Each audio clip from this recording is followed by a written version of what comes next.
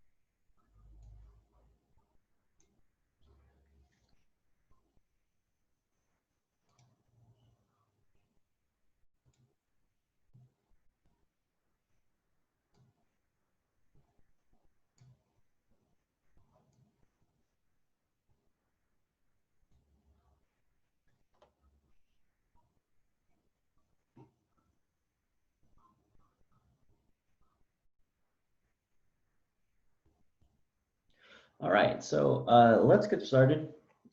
Let's review our agenda for today. Actually, first off, good morning. It's good to see everyone. How's everyone doing today?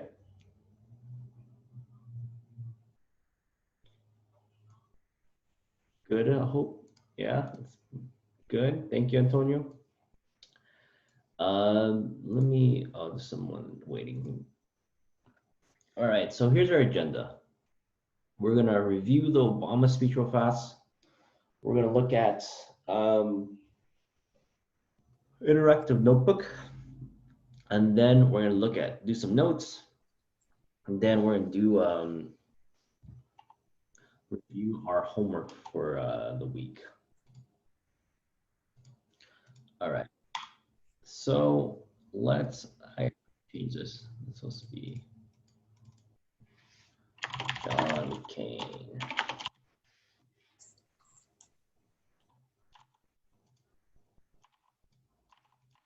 Okay, so let's look at this. The folder you were working in was the week 4 folder. This was last week. So last week, if you saw it, actually also I included a video from last week if you missed it. And today we're also recording just in case you need to go back and look at it. This is a regular class. This is a regular class. Last week was AP. This is a reg class. What I said, it was a lot of work, and kind of, I mean, if you think about it, we only meet once a week, so I give you guys everything you need for the whole week. So I think by next time we meet is next Friday, so there is quite a bit of things you need to do. Okay, so today we're gonna look at, let's look at our homework from last week. So I click on this, and then I click on our class, and then I go to unit 1, and then this one. What we needed to do was our annotation. So we practiced the annotation last week with the speech that was called how to speak so people will listen. And then your homework was to annotate this one. So if you go here and you click on this, it'll make a copy for you, right?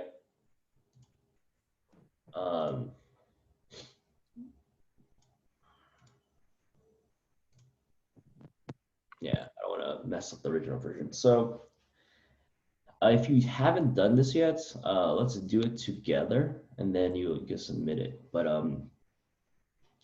so basically, when you go to that assignment, it'll make a copy for you, and then did anyone have trouble making a copy?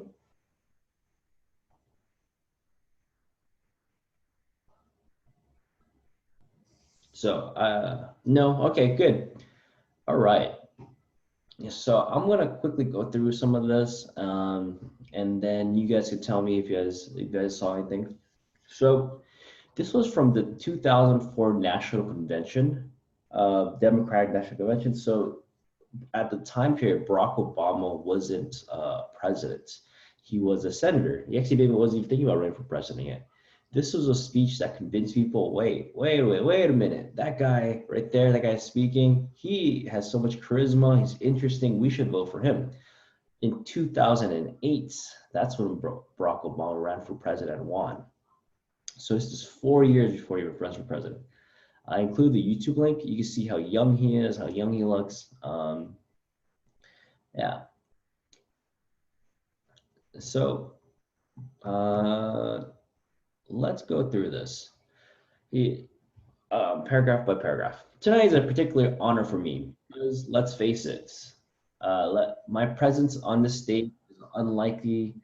My father was a foreign student born and raised in a small village in Kenya, grew up in a herding goats, went to school in a tiny roof shack. His father, my grandfather, was a cook, a domestic servant to the British. My grandmother had dreams for his son. Through hard work and perseverance, my father got a scholarship to study in a magical place, America. That shone a beacon of freedom and opportunity so many had come before. All right, as I said, this one is definitely, we could call it ethos. And what you're supposed to do was highlight and decide what's ethos and pathos. So this one's ethos. So I highlighted yellow according to what happened here. And then I said, this is ethos because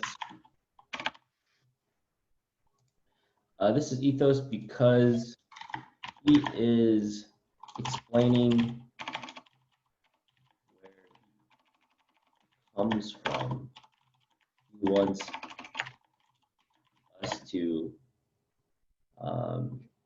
us to see that he is a regular person. So ethos, we talked about, is your credibility. He establishes his own credibility. And if you had trouble with this, you could follow along and edit your own version of it. Might make things easier. Honestly, there's a lot of things that we could look at and not, but right here, I could say this is pathos. And pathos, we said we're gonna have it as an orange one. So I'm gonna highlight this. I'm gonna click on the highlight mark and I'm gonna highlight it orange. And this one, I'm gonna comment on it. This is pathos because he is making people feel proud of being an American. You see that, like through hard work and perseverance, my father got a scholarship in a magical place, America, that shone as a beacon of freedom. Opportunity, so who had come before. If you look at that, he's kind of talking about how America is this magical place. So he's making the audience feel, he makes them feel like where they come from is great. While studying here, my father met my mother. She was born in a town on the other side of the world in Kansas. Her father worked on oil rigs and farms in most of the Depression. The day after Pearl Harbor, my grandfather signed up for duty, joined Patton's army, and marched across Europe. Back home, my grandmother raised the baby, went to work on a bomber assembly line. After the war, they studied on the GI Bill, bought a house together, and later moved west all the way to Hawaii in search of opportunity. And they too had big dreams for their daughter, a common dream, born of two continents. So a lot of this we could talk about as pathos or ethos, but let's just call it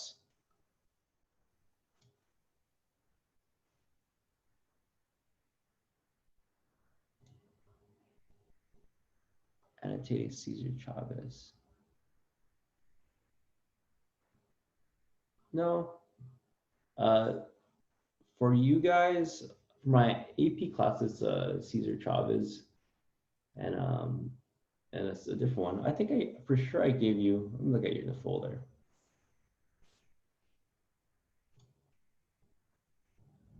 Yeah, I mean for you guys had only the Obama one. Okay, going back.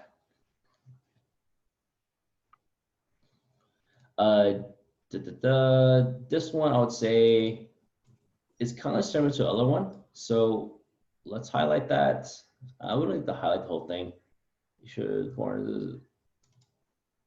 let's go through this one. So that one we're gonna say it's ethos again, just because the point of what he's trying to do is using ethos to explain how his parents are, true Americans.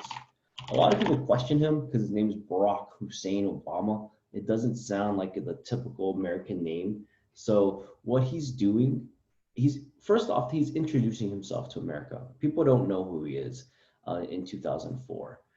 In 2004, he is just a senator from Illinois. This is before he becomes Barack Obama, right? So in the beginning part of his speech, he is trying to build his ethos, right? His credibility. He's trying to explain to them like why his story is interesting. My parents shared not only a probable love, they shared an abiding faith and possibilities of this nation. They would give me an African name, Barack or Blessed, believing that in a tolerant America, your name is no barrier to success. They imagined me going to the best schools in the land, even though they weren't rich, because in generous America, you don't have to be rich to achieve your potential. They passed away now. And yet, I know that on this night, they look down on me with great pride. They stand here, and I stand here today, grateful for the diversity of my heritage, aware that my parents' dreams live on the two precious daughters. I stand here knowing that my story is part of a larger American story. I owe a debt. That I owe a debt to all those who came before me, and in no other country on earth is my story even possible. So we have a lot of we could go with, but for me, I would say that you could click on different things, but if I were to pick something from this paragraph, maybe pathos, and I say pathos because if you think about it, it's emotional. I mean, you could say ethos a little bit, but a lot of it is he's talking about his story, and you're supposed to get a feeling. And if you get a feeling and emotion from something, it's usually pathos, because pathos means passion, emotional. This is pathos because he is getting people to feel patriotic. That's right, Angel. Patriotic. So remember, you can follow along if you haven't done this assignment or you're stuck on it. It's kind of long. So you get through this. We have ethos, we have pathos, we have ethos, we have pathos, and let's keep going. Tonight we gather here to affirm greatness of our nation, not because of the height of our skyscrapers or the power of our military. Our pride is based on a simple premise that summed up in a declaration 2 years ago. We hold these truths to be self-evident, that all men are created equal, that these endowed in their creator with certain unalienable rights, that among these are life, liberty, and pursuit of happiness. That is the true American faith. All right. That is, you can say it makes you feel away, but I would say it's ethos. And it's ethos because of one very reason. He's referring to a document that's made already. Georgina, what's your question? You have a question about the homework?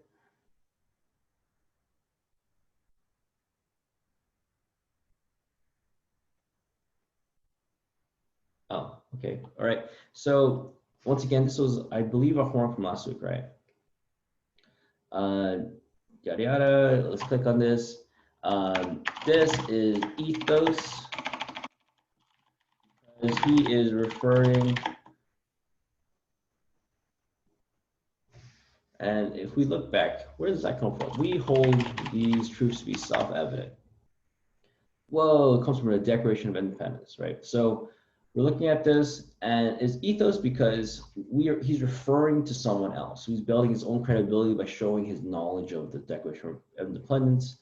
So ethos is referring to the Declaration of Independence.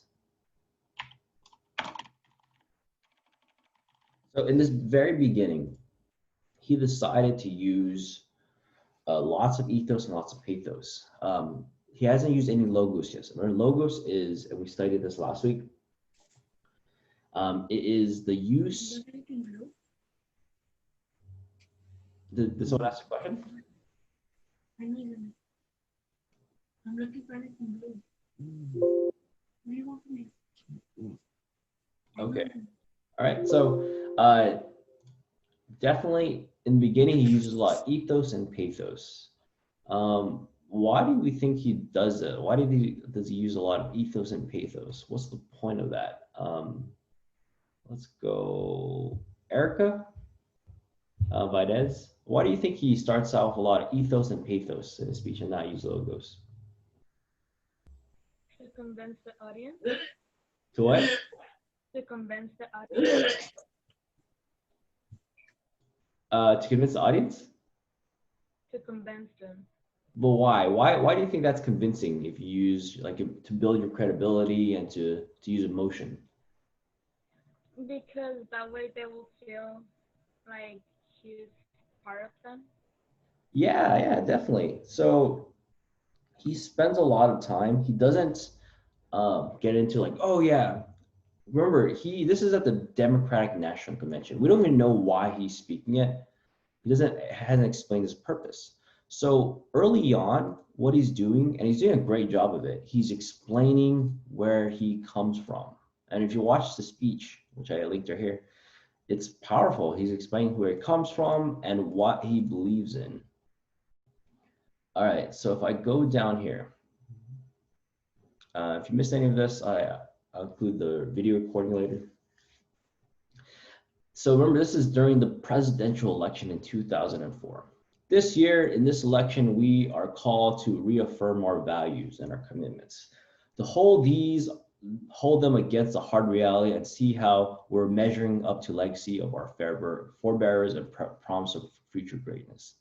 And fellow Americans, Democrats, Republicans, Independents, I say to you, we have more work to do for the workers I met in Gales, Illinois, who are losing their union jobs at the Maytag plant that's moving to Mexico and now having to compete with those children for jobs that pay $7 an hour.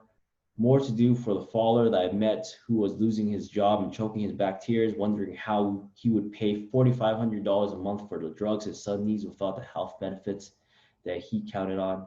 More to do with the young women in East St. Louis and thousands more like her who has grades, has a drive, has a will, but doesn't have the money to go to college. All right, all of that. What do you think that is? Let's go. Eduardo Davila. Yeah, Master. What do you, ethos, logos, or pathos? It's kind of hard to wrap my head around that one. It's hard to wrap your head around one. So think about what he's doing. He's mentioning stories of people who are struggling. Is that supposed to build his credibility, make you feel an emotion, or make you feel like a logical statement? The emotional one, no? Yeah, definitely. It's the emotional one. Yeah, so I highlight that orange. So right now I'm gonna highlight this second paragraph on the second page, orange. And the point of it is we know this is pathos because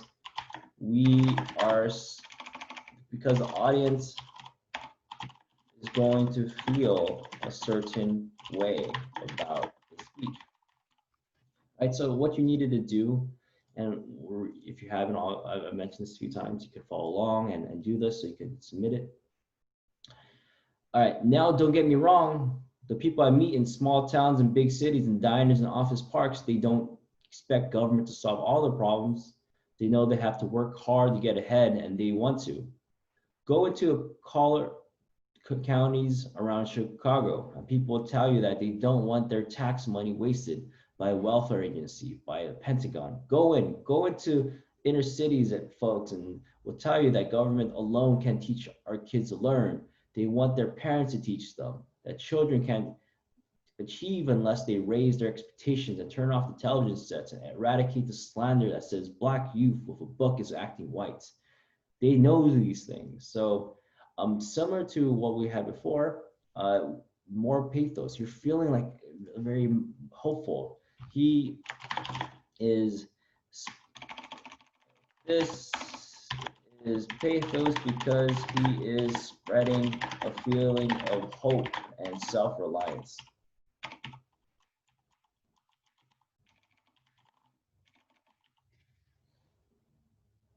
And that's the third paragraph of the second page.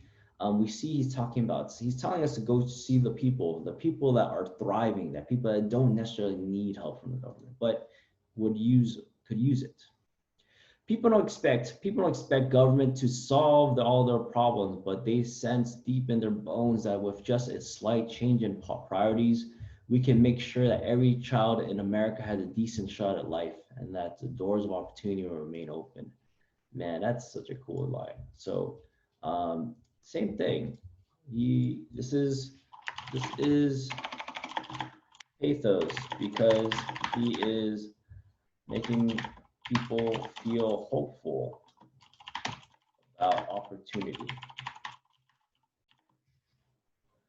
All right, so he spent a whole page talking about himself and building his credibility. Then he's talking some emotional things about his past.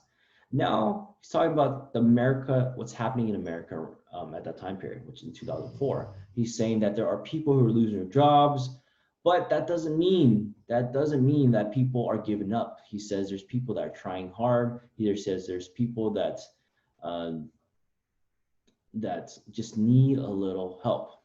All right, so far he hasn't revealed what his speech is about yet, right? We know that it's about America. We know that we're introduced to who he is. In this election, we offer that choice. Our party has chosen a man to lead us who embodies the best of this country has to offer, and that man is John Kerry. John Kerry understands the ideals, faith, and service because they're defined in his life. From his heroic service to Vietnam to the years as a prosecutor and lieutenant governor through the 2 decades in the United States government, he's devoted himself to this country. And again, we've seen him make tough choices. All right. So the speaker has built his own credibility. Now we see what he wants us to do. Who does he want us to vote for? Hopefully you got that. So John Kerry, yeah, thank you, Antonio. He wants us to vote for John Kerry. This is our first. You just argue that this is ethos. He's building the credibility of someone else, but since his job is his purpose, and we just discovered right now, his purpose is to get us to vote for John Kerry. So what we're gonna do is, that's logos, green. We're gonna make that green, and I say green. This is logos because he is explaining why John Kerry has the credentials to be president.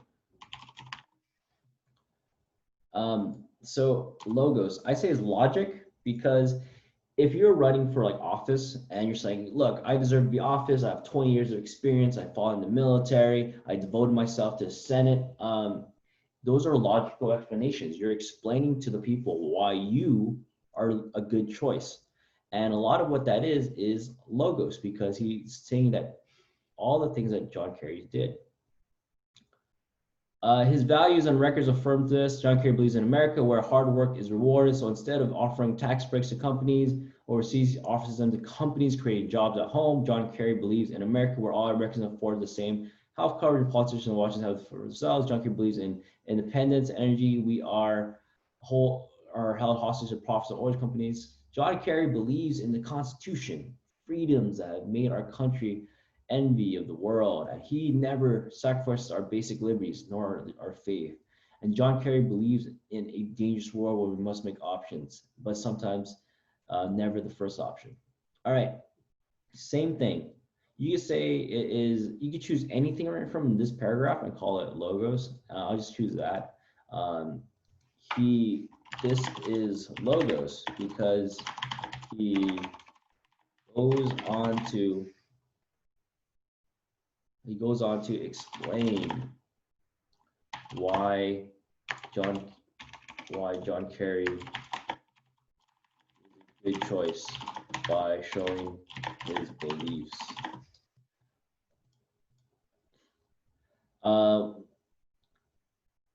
We send our young men and women to harm's way. We have a solemn obligation not to fudge the numbers or shade the truth about why they're going, to care for their families while they're gone, and to tend to the soldiers upon their return, and to never go to war without enough troops in the wind to war, secure the peace, and earn the respect of the world. Right here, he goes back to a little pathos. He is explaining that you should never, America is a place that loves the military, and so he's kind of amping us up a little bit. Right here, this is pathos because he is explaining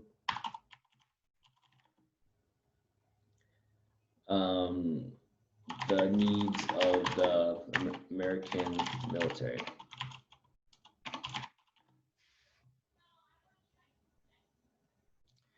All right.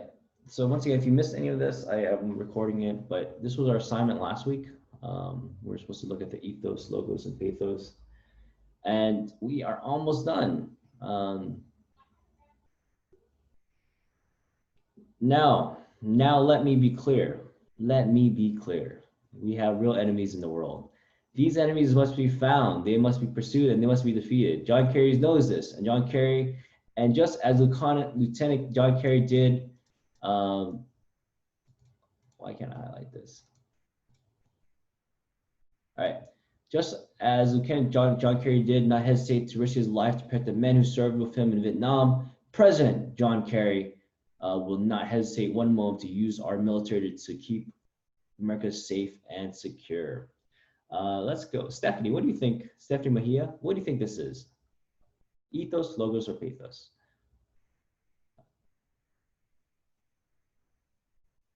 Stephanie? Yeah, I think it's, hold on, let me check this real quick. Okay.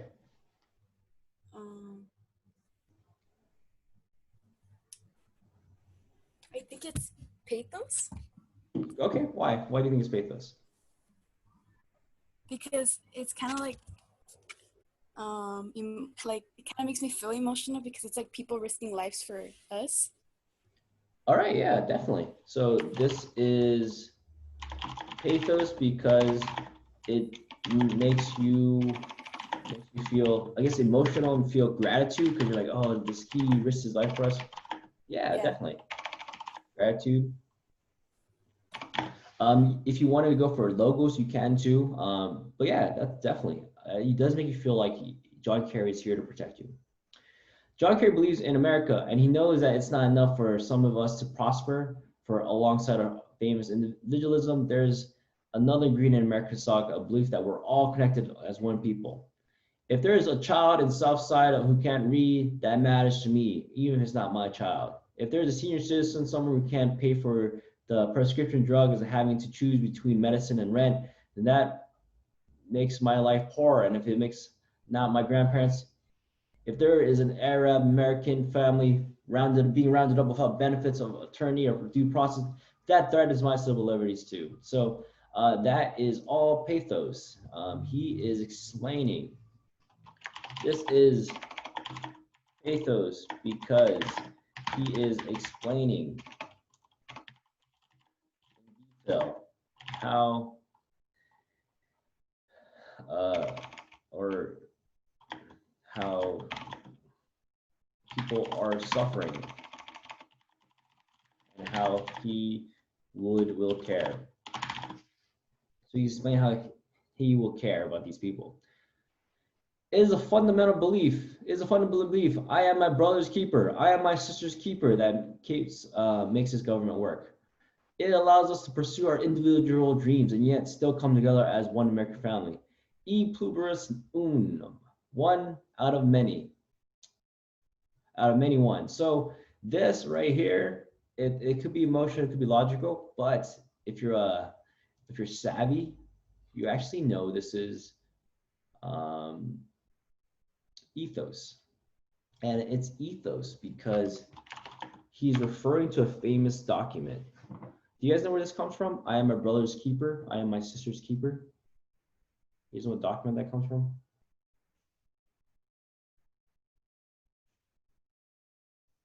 Anyone ever heard of Cain and Abel? Cain. No. Okay, so Cain and Abel comes from, this is a reference to the Bible.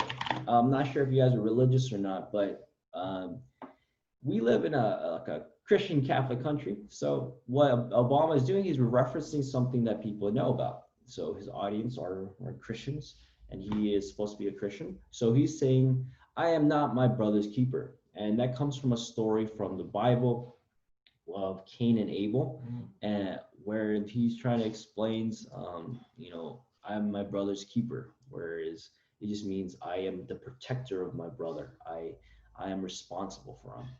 It's about, the responsibility. So this is a reference to the Bible. This builds ethos because people in the United States are Christian.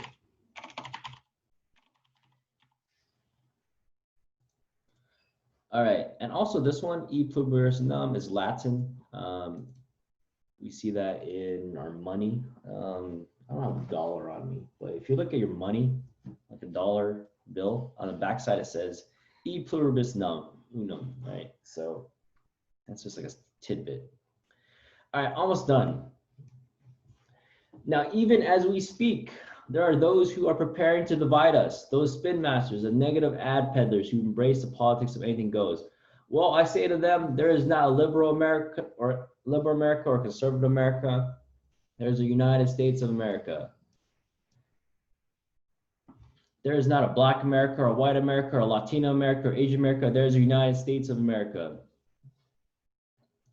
That's a good quote. Let's call that pathos. This is pathos because he is making us feel patriotic.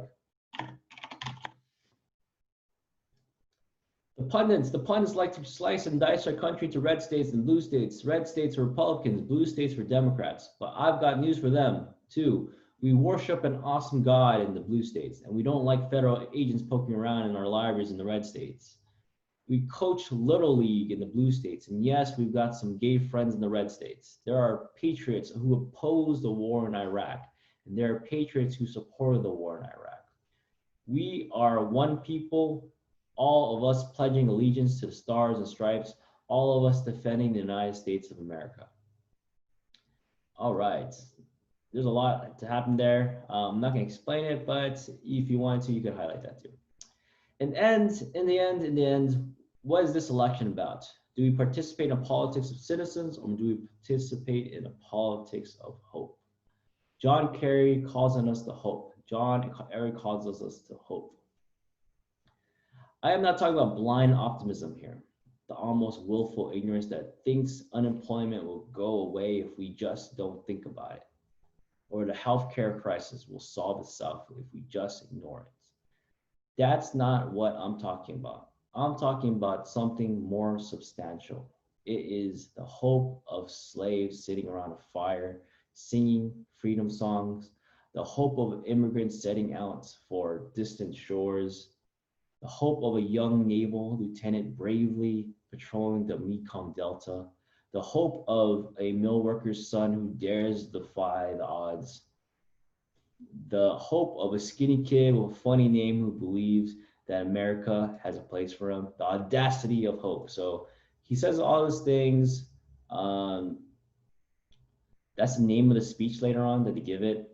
Let's highlight that orange, the audacity. Audacity means bold. It's dangerous. It's beyond the normal. So he's saying that it is bold. It is brave to be hopeful in our time in America. This is ethos because he's showing how he is helping people feel hope. And that is God's greatest gift to us, the bedrock of this nation. A belief in things not seen, a belief that there are better days ahead. I believe that we can give our middle class relief and provide working families with a road to opportunity. I believe we can provide jobs to the jobless, homes to the homeless, reclaim young people in the cities across America from violence and despair. I believe we have righteous and winds at our backs, that as we stand on the crossroads of history, we can make the right choices and meet the challenges that face us. Excellent, great speech. If you look through it, we see what he did. Lots of ethos, building his own characters, explaining why you should believe in him. We have a lot of pathos, emotion, and we have some logos. We have where he believes that,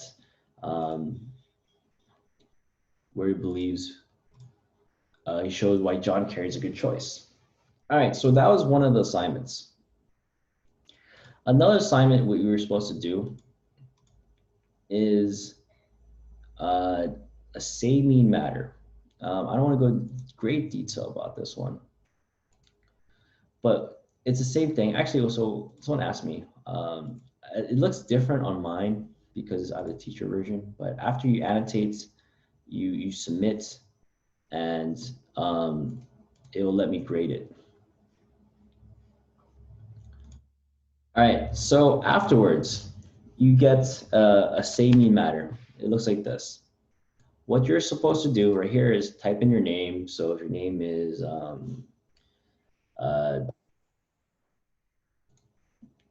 Antonio or Joshua, you type your name in. And then for the say part, all you got to do is copy and paste quotes from the speech that you like. So we had to use this speech, right? We use it, and let's say I like this speech right here. This is a quote here. So I copy, and you don't have to type it. You just paste it. So I like the speech. My father was a foreign student, born and raised. What does this mean? So if we think about it, he is explaining his origins and telling the story of his parents, grandparents. His father is from Kenya, and his mother is from Kansas. All right, so in the center, the mean part, what we would need to do is give us, what does a quote mean? You literally rephrase it in your own words, right?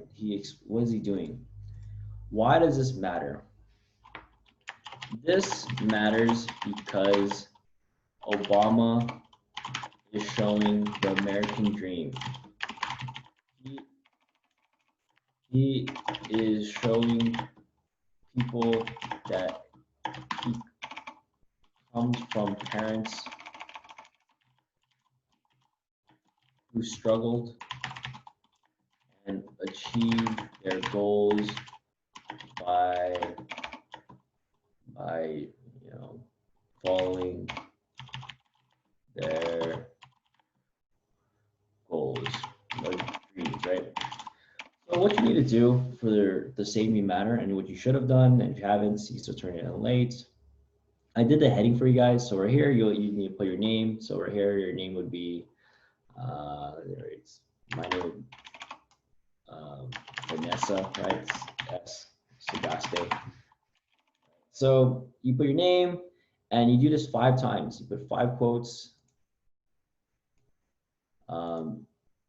You put, that's kind of weird. I did that.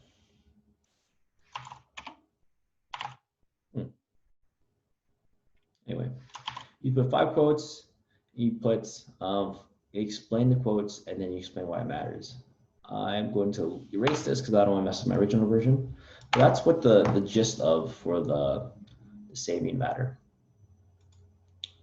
Okay, so our other assignment was a soapstone. So annotation assignment. This ethos assignment we did in class together. Annotation assignment, that was homework, and we did a preview of that, the Save Me Matter. And then the soapstone is just a worksheet. If we were in class, this would take you, it wouldn't take you that long. Just because it'll probably take you 10 minutes. All right, but let's do this together, just in case.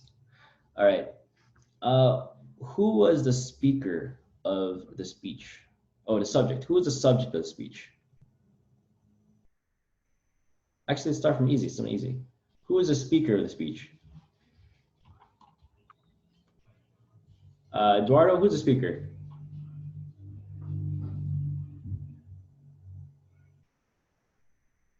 Or Georgina, do you know the speaker of the speech? Obama, someone typed in Obama in there. Yes, it is Barack Obama. He is, well, what do we know about him? He is a senator of Illinois.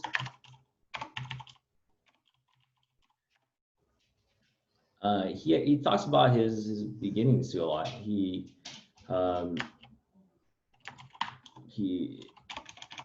Senator Barack Obama, future president, we don't know that, presidential candidate.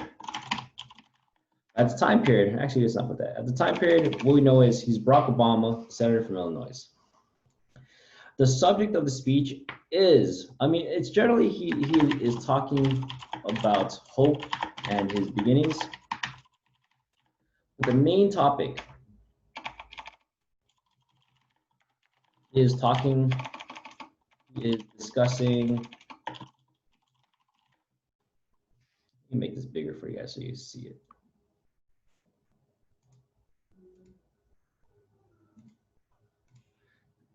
He is discussing the presidential election. All right, what is his purpose? What is he trying to prove, right? His purpose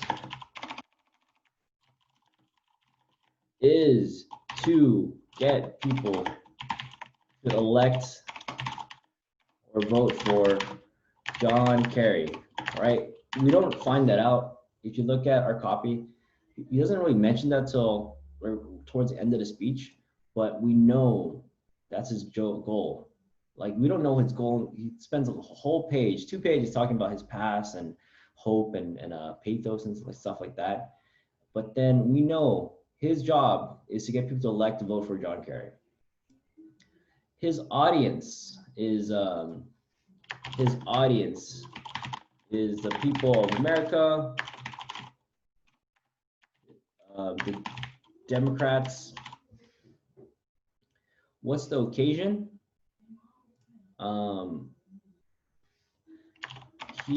And we find this out, the occasion, if you read the beginning part right here, this is context. We know when it was spoken, where it was spoken, and where it was spoken, yeah.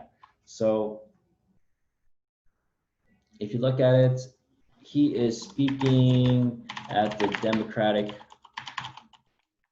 National Convention in 2004, Boston, Mass. And I get this all from right here, the context. And something else we do is this is during the presidential election, right? So all that stuff we discovered. If you weren't sure what these things were, at the bottom part, I gave you explanations. All right. So last thing we need to do is tone. Tone is how does he sound, right? So tone changes things. If you go home late and your parents they're asked, how you doing or how are you doing, right? It depends how aggressive they are. It really, tone affects how you feel. Tone affects is the attitude.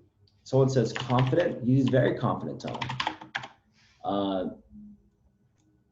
What's his tone? What is he trying to make you feel? What is his attitude?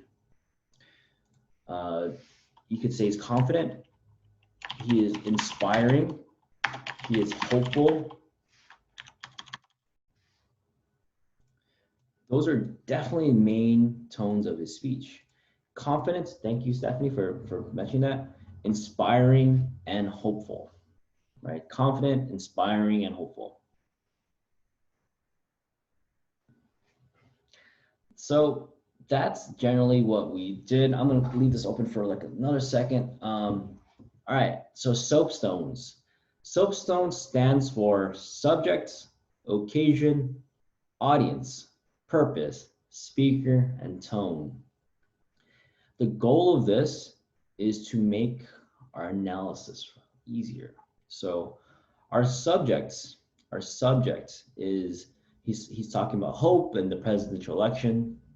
The occasion, which is usually context, it's at the Democratic National Convention in 2004, is in Boston, Massachusetts. His audience is the people of America, Democrats. This is during a presidential election. His purpose, he wants people to vote for John Kerry. Who is the speaker? Is Barack Obama. He's a senator from Illinois at the time period. It was before he ran for president. And his tone, it is confident, inspiring, and hopeful. All right, so the goal of all that, once you're able to do the soapstones, I'm going to delete all this stuff because it might mess up my original version. The goal of all this, so you do the annotation, you do the saving matter, you do the soapstones. You submit them all separately. One person submitted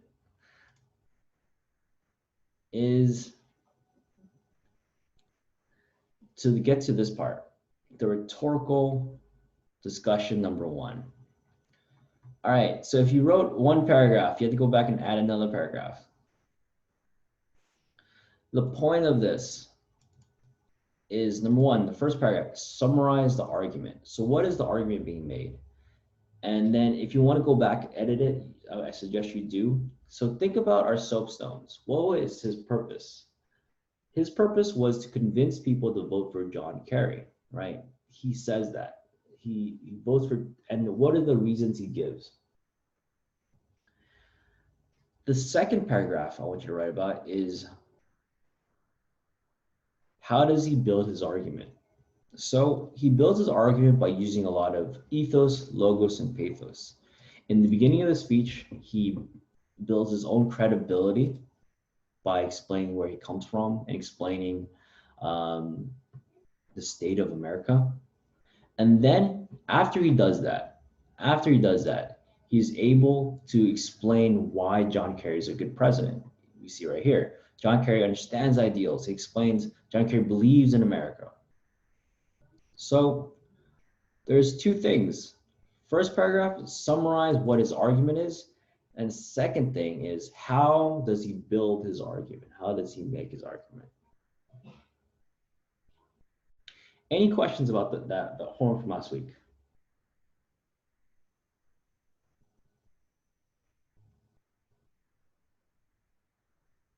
No, okay. All right, so hopefully that made things easier. You could go back and do it with those assignments now. Let's look at what we have to do for today. So that's our review. So we reviewed the speech. Just because I feel like you guys are a bit behind, I'm going to skip this 2 things today. I'm not gonna introduce our notebook yet, and I'm not gonna have you guys take notes. What I do want you to do is focus on our week 5 homework. And it's 4 items and it's exact same items because right now we're practicing a skill. And the skill is to analyze speeches. It's very, someone asked me, is this AP? No, it's not AP, but there are some skills that are in both classes I want you guys to be good at. So if you go to Unit 1 and click on week 5 assignments, you'll see what we need to do. There's a presentation, but don't worry about this notebook check or this right here. We're gonna take notes next week. I want you guys to feel confident in what we're doing first. So don't worry about this 2 stuff. What I want you to do is, for homework, you have the same set of assignments, but this time around, it's a different speech. If you click on it, you get to this. If you want to watch the speech online, you can. I provide a YouTube link. This is a speech that John McCain gave. John McCain, and this whole in the bold, I give you the context, Senator John McCain. So for all this speech, annotate it, do the same thing we did with the Barack Obama speech, and then do the soapstones, is that worksheet. Do the saving matter for John McCain.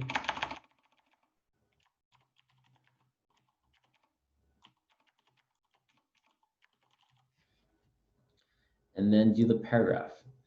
Don't worry about these 2 last things. We'll go over notes next week. And I was gonna have you guys take a quiz, but don't worry about that. I want you guys to catch up before you guys fall behind. I know it's a lot of work, but if you guys wait till the last days and you feel like a lot, I would recommend doing it, throughout the week or doing it on the weekend when you guys have time.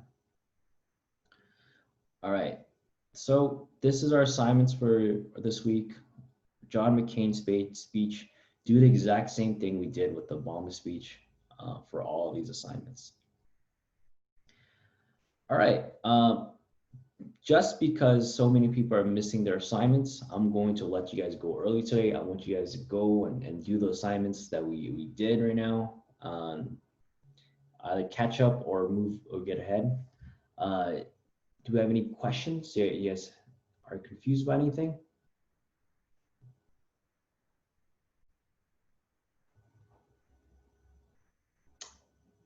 All right, so I'm gonna post a video of this classroom by 1 o'clock, just in case you missed anything.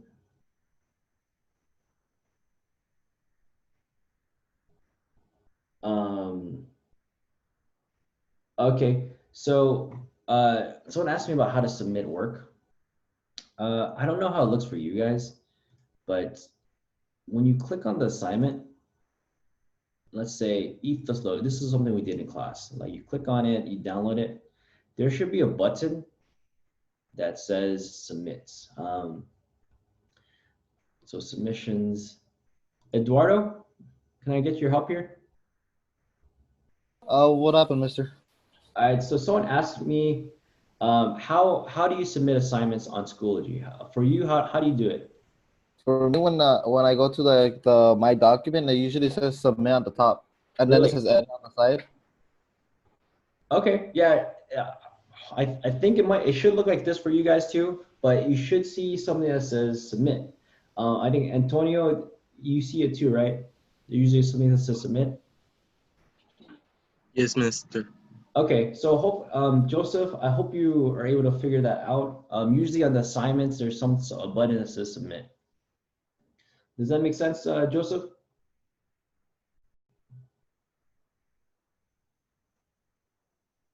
Yeah, okay. All right, man. Everyone, it was great seeing you. If you do not have any questions, I'll see you next week. You guys know what you got to do. If not, stick around, but I'll see you next week if you don't have any questions. See you guys.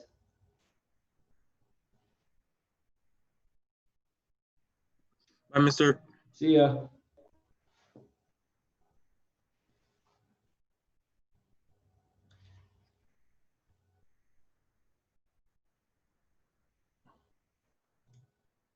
You guys have any questions?